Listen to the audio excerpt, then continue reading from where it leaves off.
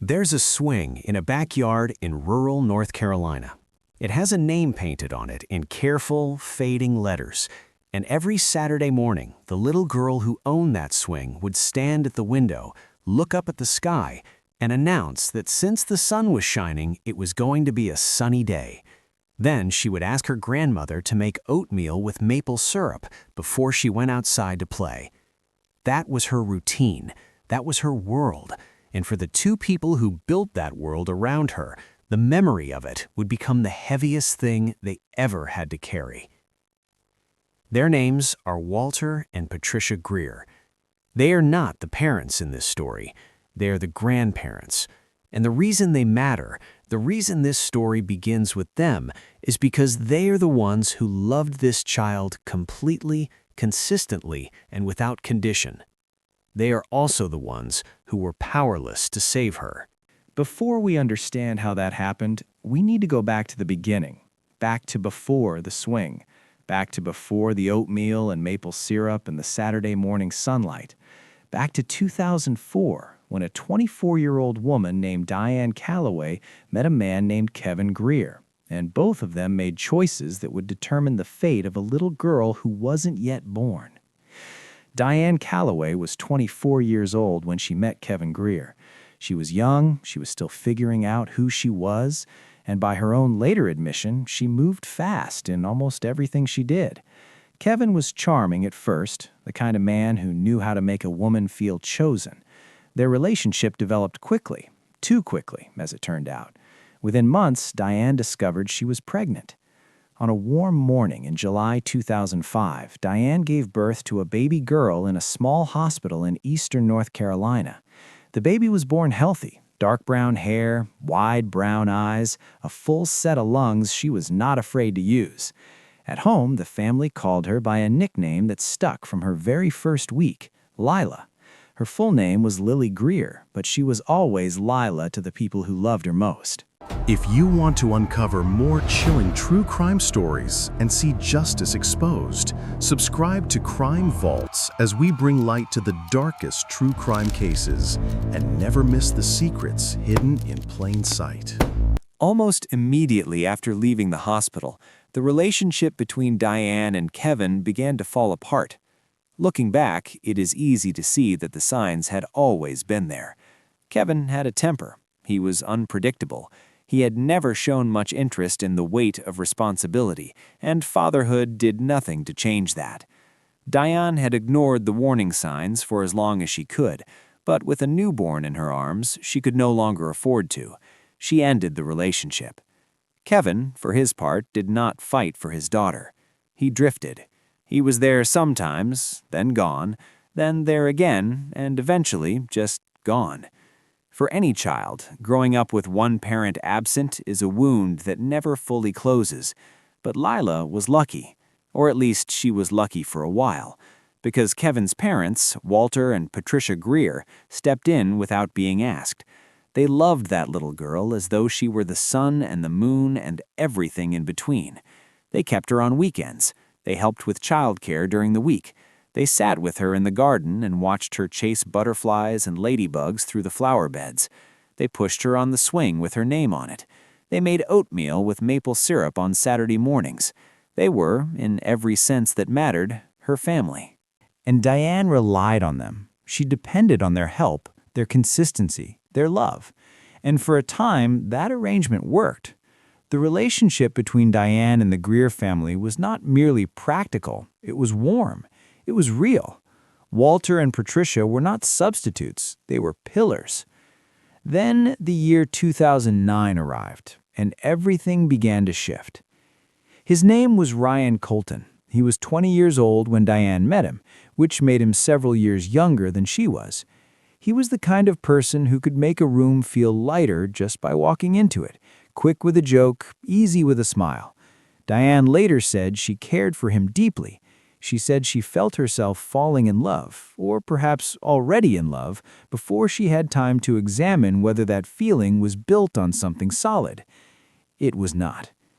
Ryan Colton had a criminal record that told a very different story from the one his personality performed. He had been convicted of assault and property damage after a violent argument with a former girlfriend, an argument that ended with him smashing the windshield of her car. In 2007, he was arrested again, this time for threatening to set fire to an abandoned building. A year after that, he was arrested for drunk driving. These were not isolated incidents. They were a pattern. A pattern that Diane either did not see, did not want to see, or chose not to examine too closely. Ryan had a way of hiding his instability from the people around him. To those who didn't know him well, he seemed manageable, even responsible. But people who knew him closely told a different story. Family members later recalled that he would sometimes turn without warning, yelling, lashing out, leaving the people closest to him quiet and diminished. And despite all of this, despite the arrest records, despite the stories, Diane grew more entangled in the relationship, not less. She moved forward with him as though the past were not the past, but simply a story about someone else. And then she did something that changed everything. She brought Ryan Colton into Leela's life. It happened gradually, and then all at once.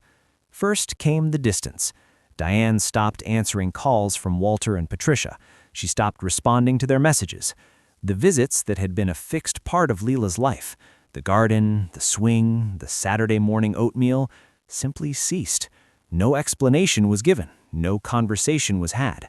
The Greer family, who had held this child up since her very first days, were cut off, just like that. For Walter and Patricia, it was not simply painful. It was incomprehensible. They had done nothing wrong. They had given everything they had, and now they were being erased from their granddaughter's life as though they had never existed. Patricia later said that trying to describe what those weeks felt like was something she had never found words for. You simply have too much to prove, she said, when asked about what legal options were available to them.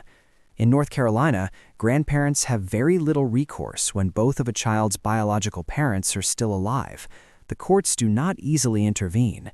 The Greer family explored every avenue available to them. They found almost none. Meanwhile, Diane did not stop at cutting off the Greer family. She cut off her own family, too. At the time, she was still living with her own parents and relying on their support. But the relationship had become strained. Her family made no secret of their concerns about Ryan, and the tension inside the house built until it finally broke. In the middle of 2009, following a heated argument with her mother, Diane made her decision. She would move out. She would move in with Ryan. The problem was that Ryan had no home to speak of. He was living on his grandparents' property in a converted shed, a single room, roughly 6 square meters, with a tin roof, a bugle red door, and 4 windows, 2 in front, 2 in back. There was electricity. There was no running water. There was no plumbing. There was no kitchen. The bathroom in the main house was sometimes made available to him, but by all accounts that was rare. Most of the time, the shed's occupants managed without it. Diane moved into that shed with her daughter. Leela was not yet 4 years old. Neighbors recalled later that Leela did not seem entirely unhappy on the surface. She played outside, she ran through the yard.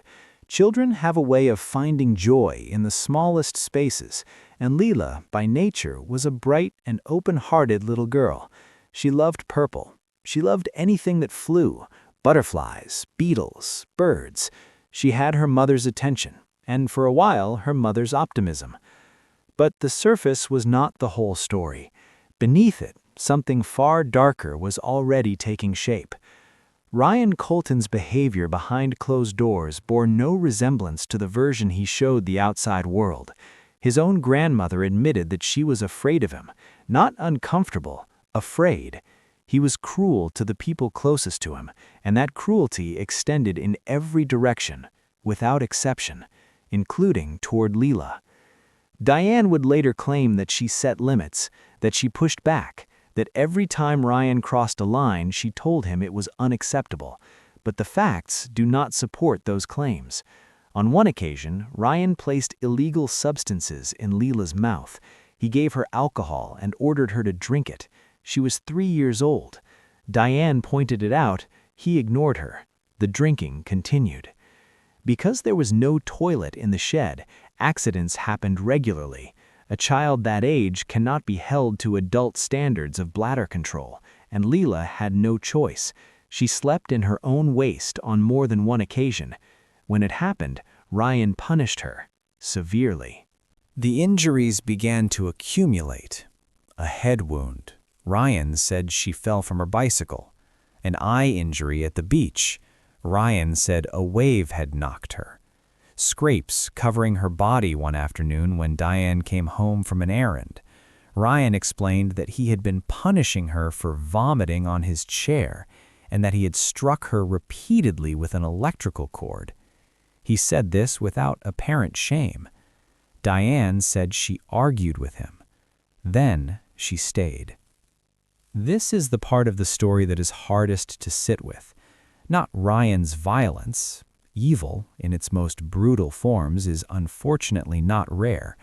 What is harder to process is the choices that were made around Leela. The choices that left her in that shed, in that situation, without anyone to pull her out. And then the choice that sealed everything. In the summer of 2009, Diane received notice that she was required to attend mandatory military training in another state. The training would last 10 days. She needed to arrange care for Leela while she was gone. She had options. Walter and Patricia Greer, Leela's paternal grandparents, were available. They had been asking for contact with Leela for months. They would have taken her without a moment's hesitation. Diane's own parents were still alive, still present, still capable of caring for a grandchild. There were also trusted family friends. Diane did not call any of them. She left Leela with Ryan Colton. Army representatives later stated clearly that Diane had resources available to her as a single military parent. She was required by regulation to maintain a family care plan, a document specifying who would care for her child in the event of her absence. When investigators examined Diane's file, they discovered that the plan had never been updated to reflect her current living situation. The document on file listed her own mother as Leela's guardian, not Ryan. Diane's commanding officers confirmed that she could have requested childcare assistance through the military. She never made that request. She left anyway, and Ryan Colton, alone with a 4-year-old child in a 6-square-meter shed with no running water and no toilet, was given 10 days. What happened during those 10 days is not easy to describe. It is not easy to hear. First responders who later encountered this case said that nothing in their careers had prepared them for it. Investigators wept. Courtroom witnesses wept.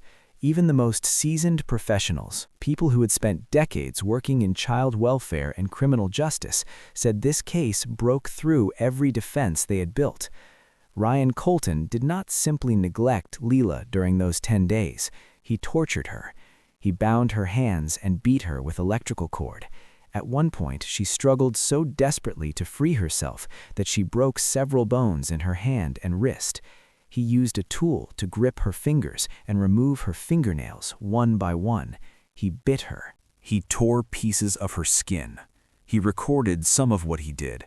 On one recording made in the early hours of the morning, a small girl in a pink shirt stood against a wall with her hands held out in front of her, repeating a sentence over and over, that if she needed to use the toilet, she would tell someone. He told her to speak louder. She obeyed. She was 4 years old. Ryan's grandmother came to the shed at one point during those days and noticed that the threshold was soiled. She knocked on the door. Through the door, she heard Ryan instruct Leela not to open it. The grandmother left. She did not take Leela into the house. She did not call anyone. She later admitted she had considered contacting Child Protective Services, but had decided against it. She was afraid, she said, that Diane might lose custody. On the 9th day, Ryan lost control entirely. He struck Leela with an extension cord with such force that she lost consciousness. When he realized how badly she was injured, he brought her to the hospital. The emergency room staff who received Leela that day were not prepared for what they saw.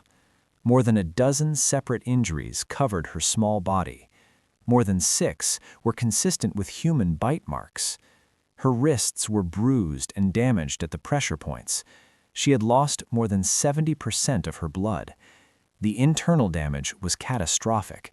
Massive swelling, massive bleeding, injuries throughout her body that left almost no part of her untouched. A doctor who had practiced for 25 years said he had never seen anything like it, not once.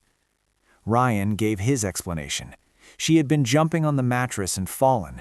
He had applied ice. When that did not help, he brought her in. No one believed him for a single second. A nurse named Beverly Cole was working in the emergency ward that evening. She had seen difficult cases before, years of them.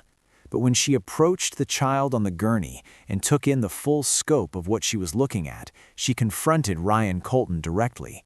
She asked him, in plain terms, what had happened to this child. He began making excuses. Then he turned toward the door and tried to leave. Beverly Cole ran after him. She caught him by the sleeve of his jacket and pulled him back. She held him there until police arrived. That decision, that single act of refusing to let a man walk out of a hospital, almost certainly prevented him from disappearing entirely. Investigators later said that without her intervention, Ryan would almost certainly have fled the city before anyone knew what had happened. While Beverly held Ryan in the hallway, the medical team worked on Leela with everything they had. Her condition was critical. She was barely holding on. Eventually, she was transferred to a larger medical center and placed on life support. The damage was too extensive.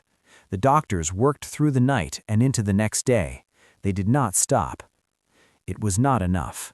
3 days after she was admitted to the hospital, just over a week after her 4th birthday, Lily Greer was pronounced dead. The cause of death was officially recorded as homicide. Ryan Colton was charged with first-degree murder, first-degree kidnapping, and grievous bodily harm. The jury deliberated for 1 hour. They returned a unanimous verdict of guilty. The judge sentenced him to death. When the verdict was read aloud in court, Ryan sat without expression. He did not flinch. He did not lower his eyes. People who watched him in that courtroom said he looked like a man sitting through a meeting that had nothing to do with him. The trial itself was described by many who attended as the most emotionally devastating proceeding they had ever witnessed. Jurors wept. Court officials wept.